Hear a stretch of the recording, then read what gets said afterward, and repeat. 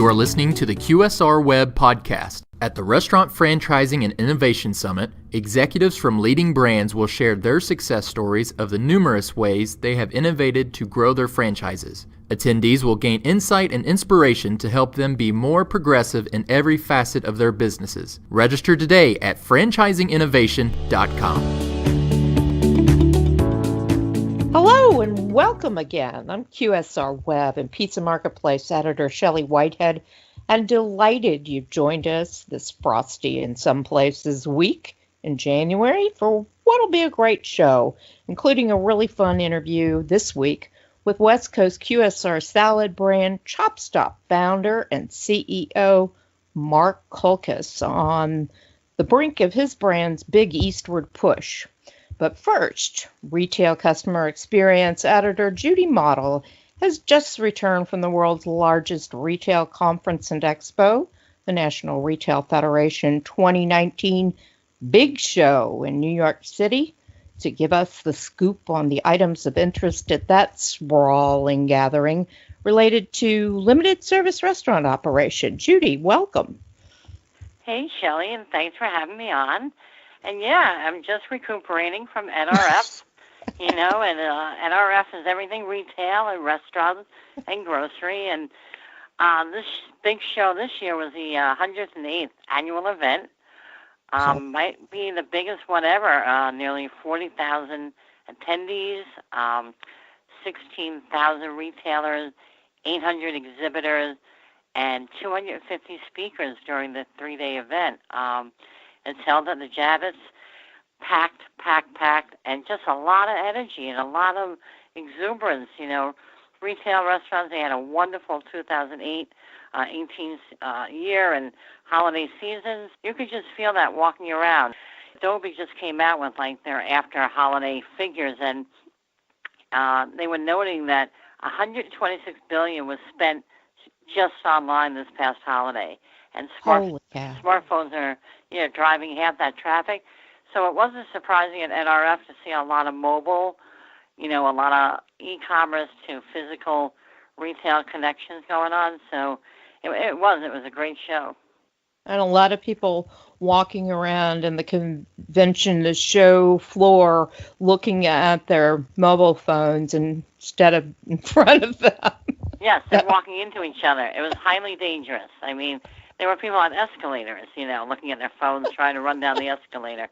Yeah, it was a bit annoying that way. But, the other thing about NRF, so much international activity. I mean, I probably heard more non-English than English during the 3 days, which I think is very exciting, especially with the whole Brexit thing happening, and the fact that they're all coming into New York to share and talk. So, it was just really dynamic. How does the show cover restaurant brands, and what have been the big areas of concentration at NRF for food service brands this year?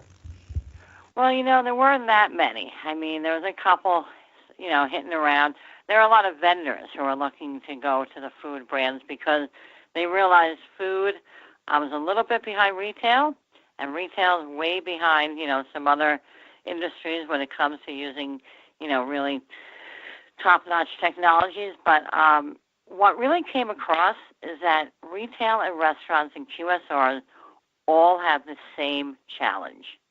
And that's the challenge is to give the consumer, whether they want a pizza or a pair of shoes, every which way to order, every which way to pick up, and 24-hour, accessibility. So I think in a way, it's not retail versus restaurants versus, fast casual, whatever. They're all in the same kind of bucket right now in terms of this consumer out there is mobile-driven. They're not willing to wait in the line. If you can't deliver it free, if you can't deliver it quick, there's somebody else who can. So, I think the food brands and, Little Caesars was there and a couple of other, intermittent, but it is mostly retail, and that's, I think maybe NRF is going to wise up maybe too and start reaching out a little bit more to the restaurant industry. Absolutely. I would think they have a lot to offer. You know, I Right, saw that food service lockers, and you mentioned Little Caesars, they're really kind of right. on the forefront of that. Or, you know, we're catching a lot of interest at this show. How so? Well, the whole MicroStrategy, which is, where Amazon came out with, right? And Little Caesars is such a interesting story on this. Now, as you wrote about way back in May, they took the first steps. In September, they started rolling out what they call the Pizza Portal. And the Pizza Portal lives within that hot and ready section, which has been at Little Caesars, I think, over a decade. It really was the first iteration of giving the consumer a quick, fast way to get the food they want, right? But it Yeah. was pretty much Little Caesar, made, I don't know, three different kinds of pie, put them in this quick, hot and ready section. You ran in, you grabbed it, you pay for it. Now, as you're driving home from work, you get on their mobile app. You custom devise your pizza. You put your name on it. You pay for it. You literally roll up to the locker, and there you'll see, Judy Model. You're in locker 3, with the scan or punching in a code. Out pops your pizza, and you're on your way. So, Little Caesars is very quietly, a big innovator in this area.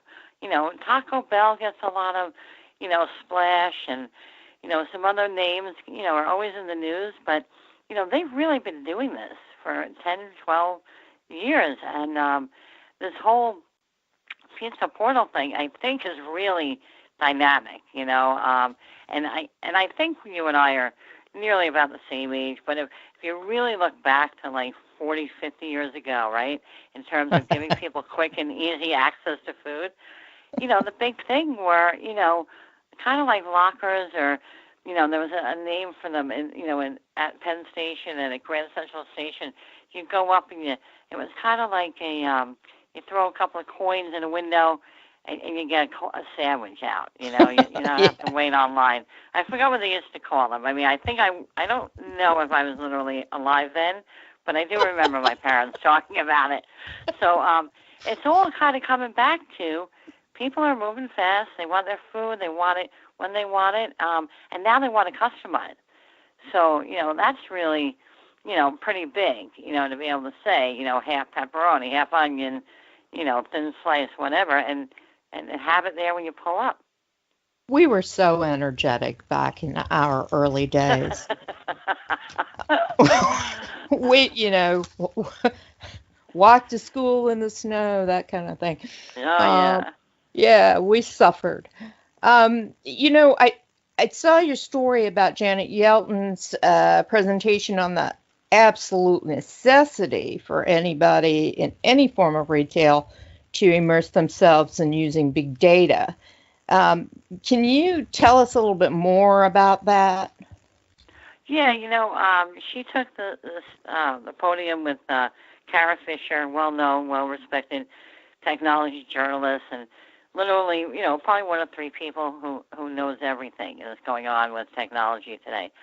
And, the two of them talked about, the economics of today, and that the fact that even though everything's robust and everything's healthy and people are spending, that doesn't mean you stand still.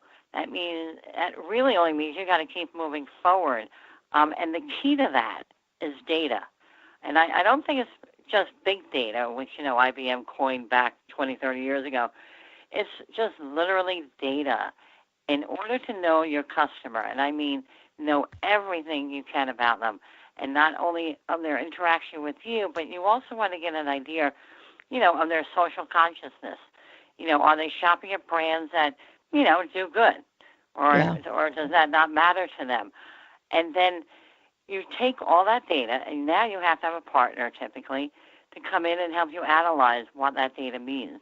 And I would say 40, 50% of the show this year, that's all that was being talked about, because it's not an easy job. It's not easy to get that data. It's not easy to analyze. The great news is it's not incredibly unaffordable either. I Yeah. mean, some of this technology stuff, cost pennies in the long run. But it's taking that data, figure out who the customer is, the consumer, and then not only giving them what they want and need, but also understanding how to use that data to make like the next, 5 decisions on what you're going to put on your shelves. There was a lot of talk about how all this data allows you to make smarter product and merchandise, and with restaurants that would be menus and LTOs and, not floating something, seeing it crash and burn and avoiding that scenario. So the data part is very, very big. And, it's everything from social media to surveys to tracking people in the store. Some of it, some people consider a little, big brotherish. Yeah. Others don't care, you can opt in and you opt out. I think all of us realize now that once you're in a store, in any public space, you really have no control over the cameras and the sensors or anything. And they're not really taking anything personal except your behavior, and what you're doing in the store, which honestly everybody in the store can see as well, right? So, but I think there might be issues down the road a little bit in terms of, as Kara Swisher said, she's not thrilled that people are collecting all this data about what she does in the store. And in a way, I don't blame her.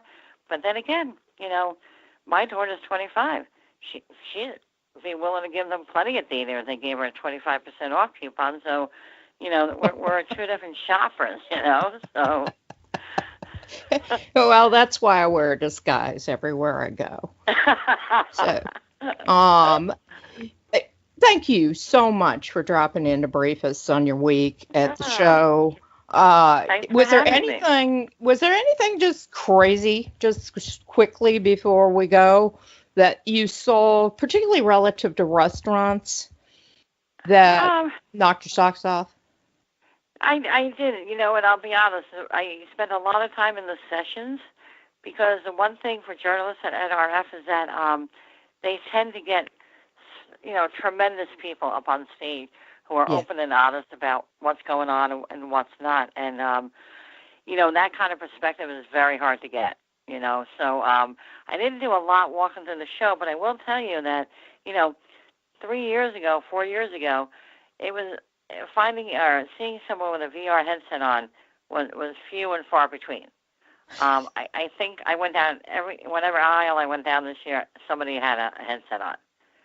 So how that's going to play into restaurants or food, I don't know, but I don't doubt that someone's going to try in some way, because of all the different applications coming into play.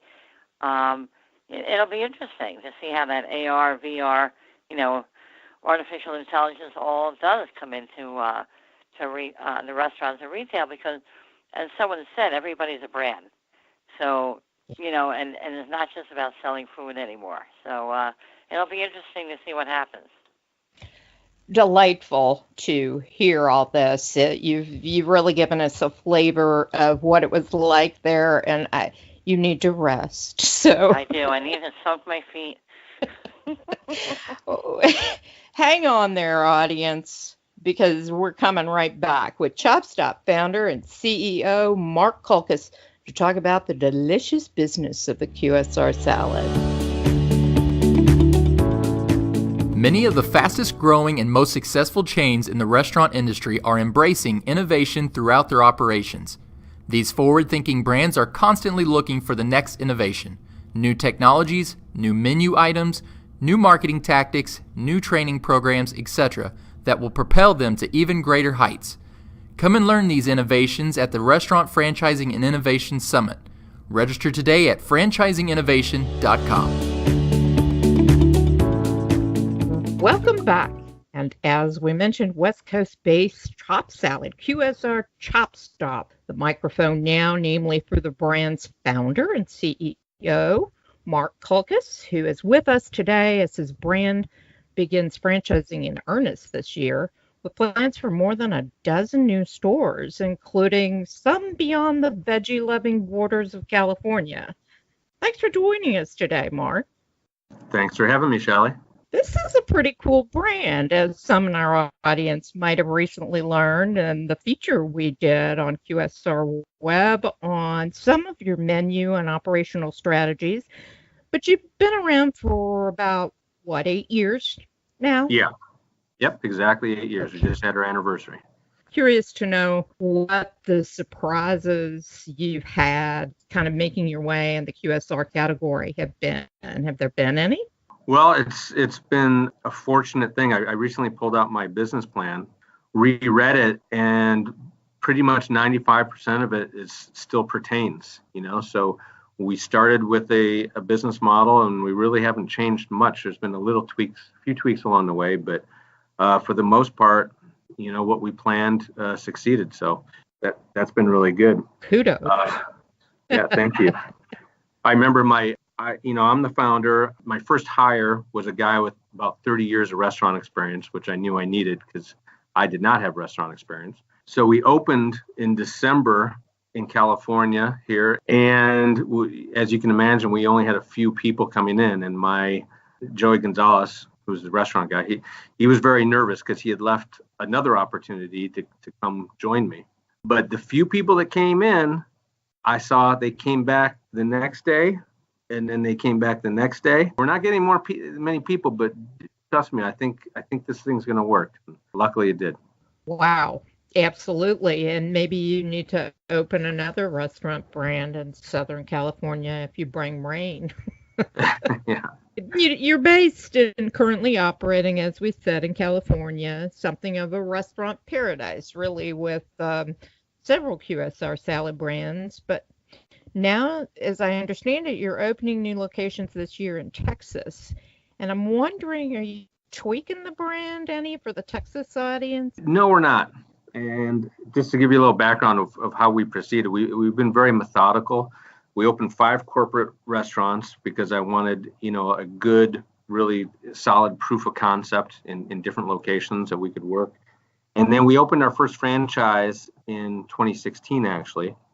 And we wanted to just open 1 or 2 initially because we wanted them to succeed, so we'd have that validation for further franchisees. So that's what we have. We had 2 franchisees open, and then in 2018 we really, started aggressively marketing the franchise program, and that's how all these other opportunities, franchisees have come about. We have 16 that are going to be opening this year. So when we go to Texas, though, the reason I'm not changing anything is because I'm from the Midwest myself. I'm from Michigan, and I'm a meat and potato guy, basically. And so that's actually the way I designed my salads, was to appeal to that type of person. Our portions are huge, and you can put as much meat and cheese and other good stuff in your salad as you want. So, from the get-go, it was I designed the salad to please myself, and I'm that Texas demographic, I would say, as well as appealing, of course, to like the healthy eater, foodie type demographic. Wow, and that is ever so hot these days. For a QSR salad brand that relies on lots of fresh produce, I'm kind of wondering, what are the greatest operational and supply chain challenges, particularly as you move out of the farming-rich Southern California area? We have yet to open the unit in Texas. They're going to open sometime this year, but we haven't crossed that bridge quite yet. But I don't foresee any difficulties because of the fact that we get produce deliveries 6 days a week. So none of the produce is sitting on the shelf more than a day or so. So even if wherever we open, the food has to travel a day or 2 more, we're going to be serving it immediately as soon as we get it. So, I don't see much of a problem in terms of finding fresh produce to serve. So what's the future look like for the brand? Say in the next year or next 5 years, where will ChopStop be?